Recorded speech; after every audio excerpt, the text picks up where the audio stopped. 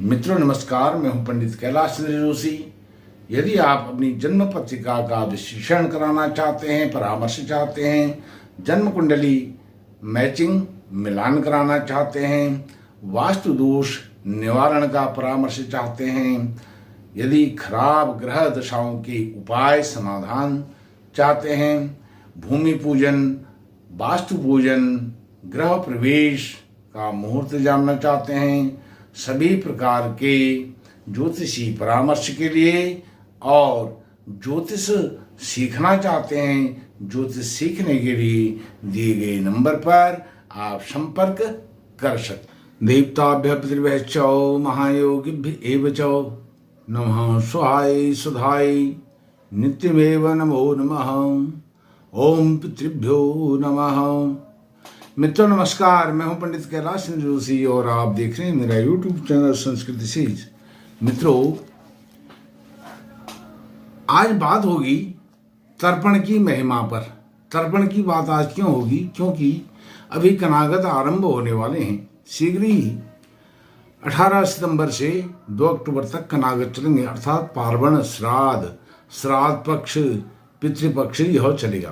पितरों का पक्ष, पितरों का महोत्सव, महान उत्सव यह पर्व है पार्वण श्राद्ध। तो इसमें तर्पण की क्या महिमा है? तर्पण तो जैसे मैंने शुरू में आपको श्लोक के माध्यम से बताया, देवताभ्य पितृभ्य च महायोगिभ्यो च नमः स्वाहाय सुधाय नित्यमेव नमो नमः। यह नित्य कर्म है। क्या? तर्पण। जैसे हम देव पूजन करते हैं, भगवान की पूजा करते हैं, आराधना करते हैं, जो भी हमारी पूजा की प्रक्रिया है, पूजा की विधि है, जिसकी जो विधि है हम उस विधि से करते हैं। कोई धूप दीप जला करके, हाथ जोड़ करके करता है, कोई आसन लगा करके, ध्यानस्थ होकर के, समाधि लगा करके करता है। ठीक है, अपनी अपनी परंपरा है, अपनी मर्यादा है, अपनी विधि है पूजा करने की।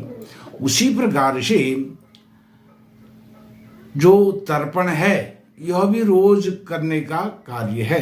नित्यमेव, नित्य ही करना चाहिए, रोज करना चाहिए, प्रतिदिन करना चाहिए, हमेशा करना चाहिए। क्या?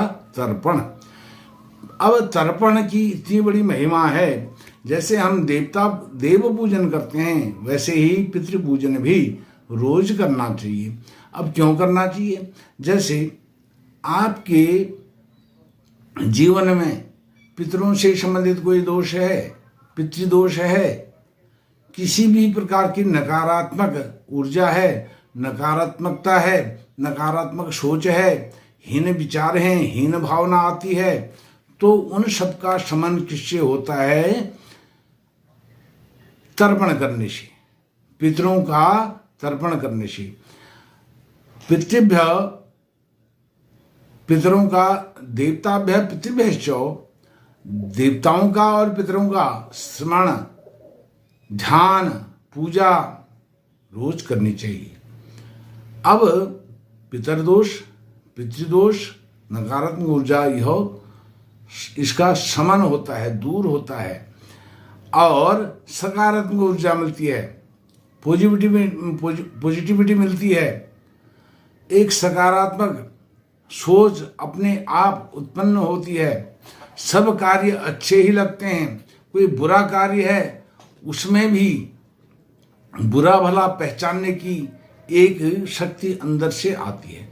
तो पितरों के तर्पण की इतनी महिमा है। व्यक्ति संसार में असंभव को संभव बना लेता है, असंभव कार्य को भी संभव कर लेता है और अपने जीवन को सफल बनाता है।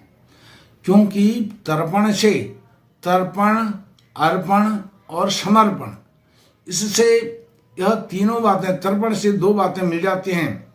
अर्पण, अर्पित करना, डेडिकेशन, और समर्पण, डेडिकेशन करना। किसी के प्रति हम किसी का कार्य करें, अपना कार्य समझ करके करने की भावना, ऐसे भाव उत्पन्न हो जाते हैं। कभी भी नकारात्मक सोच नहीं होती है। कोई खराब बात हो रही है, उसको भी व्यक्ति लेता है कि यह मेरे जीवन में शायद कुछ नया करने के लिए यह नकारात्मक बातें हो रही हैं, निगेटिविटी आ रही है, तो उसको उस रूप में भी वह पॉजिटिविटी लेता है, सकारात्मक रूप में लेता है, अफर्मेटिव चॉइस के रूप में उसको लेता है। तो इस अब तर्पण से क्या होता है? तृप्यताम, तृप्यताम आता है, पितरह तृप्यताम, जो मेरे पितृदेवता हैं, पिता हैं, और तृप्त हों, तृप्त किससे? उनको जो वह भूख और प्यास है उससे वह तृप्त हों, उनको किसी भी प्रकार की प्यास न लगे, प्यास से व्याकुल न हो। तृषा और सुधा, भूख और प्यास, तो जैसे पिंडदान करते हैं, पिंडदान करने से उनकी भूख मिटती है पितरों की, और तर्पण करने से, जल देने से उनकी प्यास मिटती है। अब कोई गया जी में जा करके श्राद्ध करके आए हैं, पहले तो पिंडदान भी करना चाहिए, पिंडदान नहीं भी करते हैं तो तर्पण तो रोज करना चाहिए, रोज 365 दिन करना चाहिए, 365 दिन हर किसी को करना चाहिए। 365 दिन नहीं तो कम से कम श्राद्ध पक्ष में जो 16 श्राद्ध होते हैं, पार्वण श्राद्ध होते हैं, पितरों का पर्व है, पार्वण मना है पर्व से, तो इन पार्वण श्राद्धों में तो तर्पण करना ही चाहिए, रोज करना चाहिए। और पिंडदान भी यदि कर सके व्यक्ति, इन पार्वण श्राद्ध में रोज पिंडदान भी करना चाहिए। ऐसा नहीं है कि हम किसी एक विशेष तिथि को पिंडदान करें, रोज पिंडदान करें, रोज श्राद्ध करें इन श्राद्ध पक्ष में, और तर्पण तो रोज ही करना चाहिए। और इसमें तो दो बार भी, एक दिन में 2 बार भी तर्पण करें वह भी कम है। नित्यमेव नमो नमः कहा है, रोज ही करना चाहिए। और इसके बाद पितरों की तृप्ति होती है, अर्थात उनकी प्यास बुझती है, उनकी भूख मिटती है, वह प्रसन्न होते हैं, अपने जो वंशज हैं, संतान हैं, पुत्र हैं, पुत्री हैं, नाती हैं, पोते हैं, सबको वह आशीर्वाद देते हैं।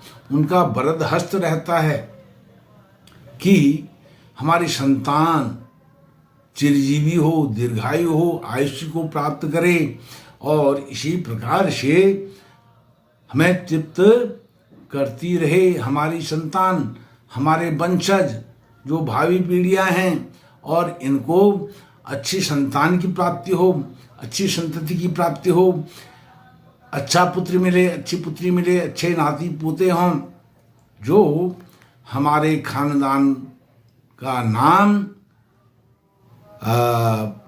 प्रकाशित करें, रोशन करें, ऐसा आशीर्वाद वह पितृगण देते हैं। और पितर इस पितृपक्ष में, कनागत में, आश्विन कृष्ण पक्ष में वह इस धरती पर निवास करते हैं।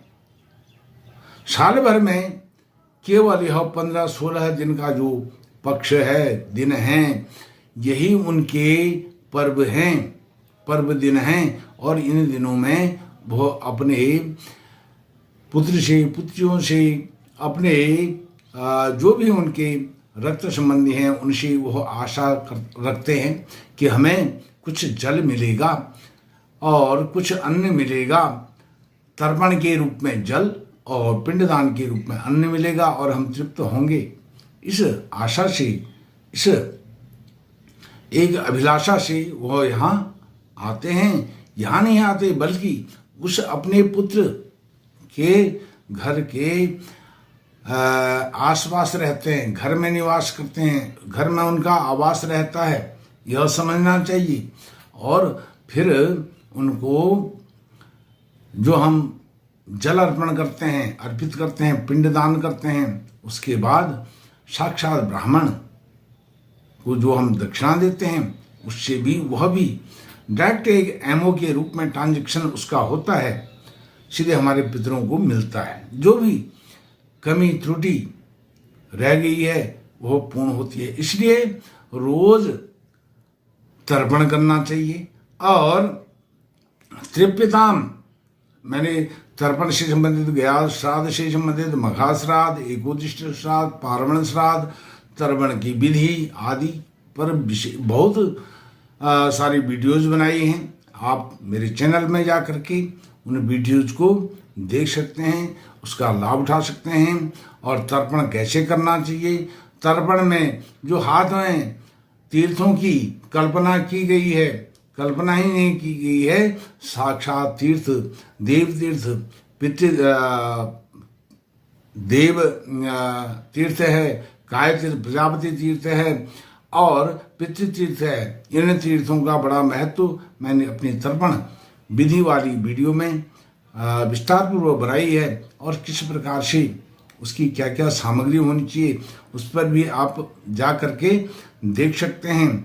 और देवताभ्य प्रतिभ्य च महायोगिभ्य च नमः स्वाहाय सुधाय नित्यमेव नमो नमः। यह पितृ गायत्री है, पितरों की गायत्री। जैसे हम गायत्री मंत्र का जप करते हैं, उसी प्रकार से इस पितृ गायत्री का भी जप हमें रोज 365 दिन करना चाहिए।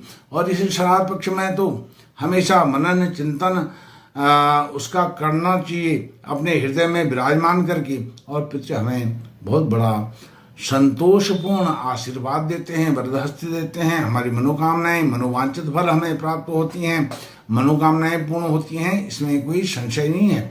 विशेष करके आपके जीवन में, आपकी जन्म कुंडली में यदि पितृदोष के कुछ लक्षण हैं तो पितृदोष निवारण के लिए इससे बड़ा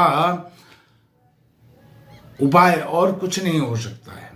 और आपके भावी जीवन में कैसे सकारात्मक चीजें घटती, वह घटनाक्रम होगा, यह आप स्वयं फिर उसको अनुभव कर सकते हैं। मित्रों, यह तर्पण की महिमा अनंत महिमा है। और इस महिमा को हमें सनातन हिंदू धर्म मानने वालों को बना करके रखना चाहिए, ताकि यह पीढ़ी दर पीढ़ी, भावी पीढ़ियों तक यह जो संस्कृति है, विचार है, यह तथ्य है, लोकाचार हैं, मर्यादाएं हैं, यह सब वहाँ तक ट्रांसफर हो सके। तो मित्रों, यदि मेरी यह सब बातें आपको अच्छी लगी, तर्पण से संबंधित बातें अच्छी लगी, तो मेरी वीडियो को लाइक कीजिए, शेयर कीजिए और मेरे चैनल को सब्सक्राइब करके मुझे सहयोग प्रदान कीजिए। आप हम सबका कल्याण हो। ओम पितृभ्यो नमः। देवताभ्य पितृभ्य च महायोगिभ्यो च नमः स्वाहाय सुधाय नित्यमेव नमो नमः। देवताभ्य पितृभ्य च महायोगिभ्यो च नमः स्वाहाय सुधाय नित्यमेव नमो नमः। देवताभ्य पितृभ्य च महायोगिभ्यो च नमः स्वाहाय सुधाय नित्यमेव नमो नमः।